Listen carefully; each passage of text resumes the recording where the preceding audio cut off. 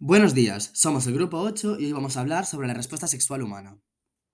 Primero haremos una breve introducción y luego trataremos los siguientes puntos: el concepto de la sexualidad humana, su evolución y finalmente las fases de la respuesta sexual. Comenzaremos hablando sobre la anatomía sexual femenina, que se compone de labios vaginales, que se dividen en labios mayores y labios menores. Estos empiezan en el clítoris y terminan debajo de la abertura vaginal. Los dos pares de labios son sensibles y se hinchan durante la excitación sexual. El clítoris se compone de un tejido esponjoso que se hincha durante la excitación sexual. Tiene miles de terminaciones nerviosas más que cualquier otra parte del cuerpo y su único propósito es dar placer. El ano es la abertura del recto. Este tiene muchas terminaciones nerviosas sensibles, por lo que algunas personas sienten placer sexual cuando se les estimula el ano. La vagina es un conducto que conecta la vulva con el cuerpo, con el cuello uterino y con el útero. Además, se expande durante la excitación sexual. El útero es donde se desarrolla el feto durante el embarazo. Durante la excitación sexual, la parte baja del útero se eleva hacia el ombligo. Esto hace que la vagina se expanda, lo que se conoce como expansión del tubo vaginal. Luego nos encontramos con las trompas de falopio y los ovarios. Estos almacenan a los óvulos. También producen hormonas como el estrógeno, la progesterona y la testosterona. El himen es un tejido delgado y carnoso que se extiende a través de una parte de la abertura de la vagina. Varía según cuánto cubra de la abertura vaginal y en algunas ocasiones, pero no siempre, puede rasgarse y sangrar las primeras veces que algo se introduce en la vagina. El punto G o punto de Grafenberg está ubicado algunas pulgadas dentro de la vagina, en la pared frontal, en la parte más cercana al abdomen. El punto G puede hincharse cuando se excita, y para algunas personas resulta agradable su manipulación. Ahora pasaremos a hablar sobre la anatomía sexual masculina. El glande también se conoce como la cabeza o la punta del pene. Luego nos encontramos con el cuerpo del pene y el prepucio. El prepucio es la capa de la piel que cubre y protege el glande. Cuando el pene se excita, el prepucio se retrae y deja el glande expuesto. Sin embargo, no todos los penes tienen prepucio, y algunas personas se lo cortan tras el nacimiento. El escroto es una bolsa de la piel que cuelga debajo del pene. Contiene los testículos y los mantiene a la temperatura correcta. El escroto es una parte muy sensible. Cualquier golpe o movimiento brusco es sumamente doloroso. Aún así, a muchas personas les gusta que les toquen el escroto suavemente durante el sexo. Los testículos son dos glándulas con forma de pelota que están dentro del escroto. Producen el esperma y hormonas como la testosterona. Luego nos encontramos con una serie de glándulas como el epidídimo, conducto deferente, vesículas seminales y la próstata. La próstata produce un líquido que ayuda al esperma a difundirse. Es muy sensible a la presión o al tacto, lo que a muchas personas les resulta placentero. Se considera el punto G masculino. Luego nos encontramos con las glándulas de Cooper, la uretra y el cremaster. El cremaster es un músculo que acerca el escroto y los testículos al cuerpo cuando tienes frío, cuando te excitas o cuando alguien te acaricia la parte interna del muslo. ¿Qué es la sexualidad humana? Cada época, cultura y sociedad entiende la sexualidad de manera muy diferente, por lo que el concepto se ha ido transmitiendo y modificando de generación en generación. En el lenguaje corriente, la palabra sexo se usa para aludir al sexo biológico o a una actividad física en la que interviene el aparato genital. Sin embargo, la palabra sexualidad se refiere a una dimensión de la personalidad y no exclusivamente a la aptitud del individuo para generar una respuesta erótica.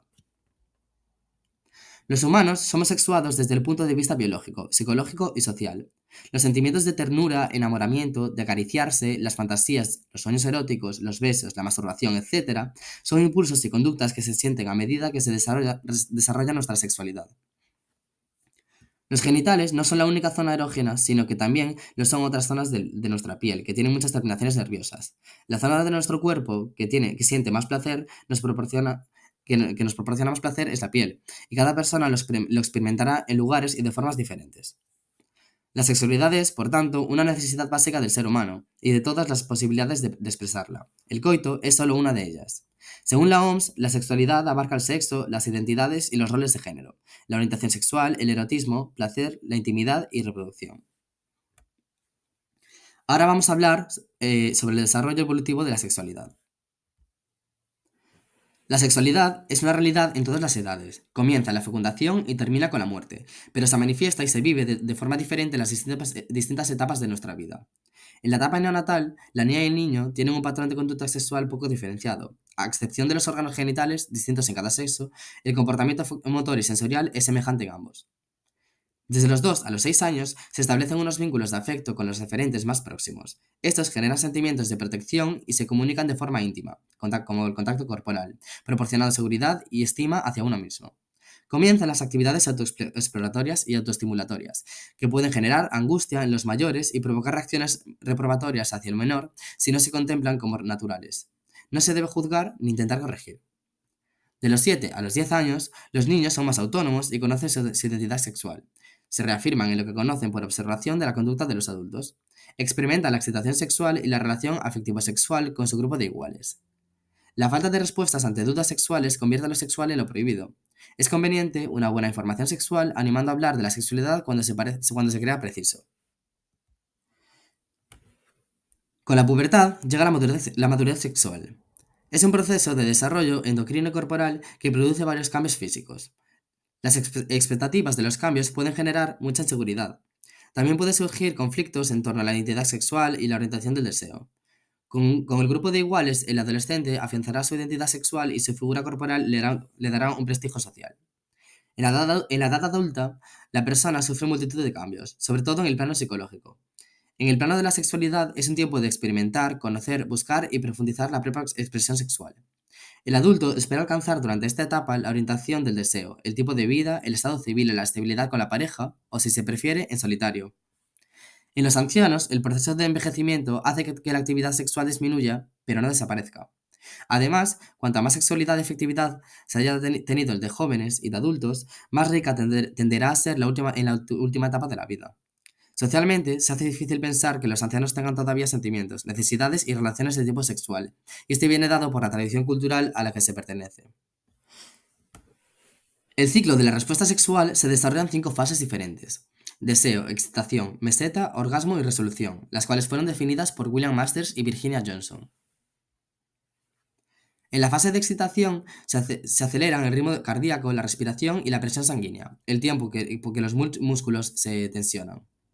Se caracteriza por la miotonía, el incremento del tono muscular y la vasocongestión, la congestión de un órgano sexual con sangre. Esto ocasiona la erección de los pezones en ambos sexos, aunque el efecto es más intenso y evidente en las mujeres que en los hombres. El clítoris y los labios menores se inflaman y la vasocongestión de la vagina provoca la secreción de líquido que produce la lubricación vaginal, al igual que un aumento considerable del tamaño del útero. En el caso de los hombres se produce un aumento significativo en el nivel de testosterona en la sangre, donde el signo físico más destacado es la erección del pene, que es producto de la vasocongestión que llega a la sangre en los tejidos esponjosos. Los testículos se aproximan más al cuerpo y aumentan ligeramente de tamaño. Cuando la excitación llega a su punto máximo, todos los cambios se mantienen en este nivel más alto. Es la fase llamada meseta, que se caracteriza por una alta sensación de placer. En esta fase la tensión muscular va en aumento, al igual que el ritmo cardíaco, la respiración y la presión sanguínea. Aumenta también la secreción vaginal en la mujer. Se agranda la areola mamaria, el clítoris se retrae con el hueso púbico y los labios menores se agrandan ostensiblemente. En el hombre aumenta levemente el diámetro del glande. Hay un hinchazón en los testículos y su elevación total indica la inminencia del orgasmo. En ocasiones aparece en pequeña cantidad un fluido transparente en la uretra. La fase del orgasmo es la más corta del ciclo de respuesta sexual, de 3 a 15 segundos. El orgasmo es la expresión final en la que se libera toda esa tensión acumulada en la fase de meseta y en la que el cerebro libera una carga de endorfinas que intensifican la sensación de placer. Es el momento en el que el ritmo cardíaco, la respiración y la presión sanguínea alcanzan su máxima aceleración y se producen intensas contracciones musculares, especialmente en la zona de la pelvis. En la mujer se caracteriza por contracciones rítmicas simultáneas del útero, el tercio exterior de la vagina y el esfínter anal. En el hombre, los conductos deferentes, así como la próstata y las vesículas seminales, inician una serie de contracciones que impulsan el semen dentro del bulbo de la uretra, lo que se conoce como fase de emisión. Los órganos varían no solo en cada hombre o mujer en particular, sino en distintos momentos de un mismo individuo. Muchas mujeres tienen una aptitud multiorgásmica, es decir, la posibilidad de alcanzar uno o varios orgasmos sucesivos en un breve lapso de tiempo, sin deslizarse del nivel de meseta, de la última fase de la excitación sexual. En cambio, en el hombre el orgasmo es acompañado de una eyaculación y se desencadena el periodo refractario, durante el cual el hombre no puede volver a excitarse. Este periodo tiene una duración aleatoria, aunque se suele establecer que dura aproximadamente lo mismo que la fase de excitación. Además de la respuesta física, se produce en ambos sexos una respuesta emocional muy variada. La fase orgásmica da paso a la llamada fase de resolución. Durante esta fase, los cambios fisiológicos y anatómicos que aparecieron en las tres fases anteriores vuelven a su estado normal previo a la excitación, pero además, esta se acompaña de una sensación de relajación y de bienestar. La rapidez de esta fase varía según la naturaleza del resto del ciclo de respuesta sexual y de otros factores como la edad, velocidad del ciclo de respuesta sexual, etc. Esta es la bibliografía que utilizamos y con esto terminamos nuestro vídeo. Gracias por su atención.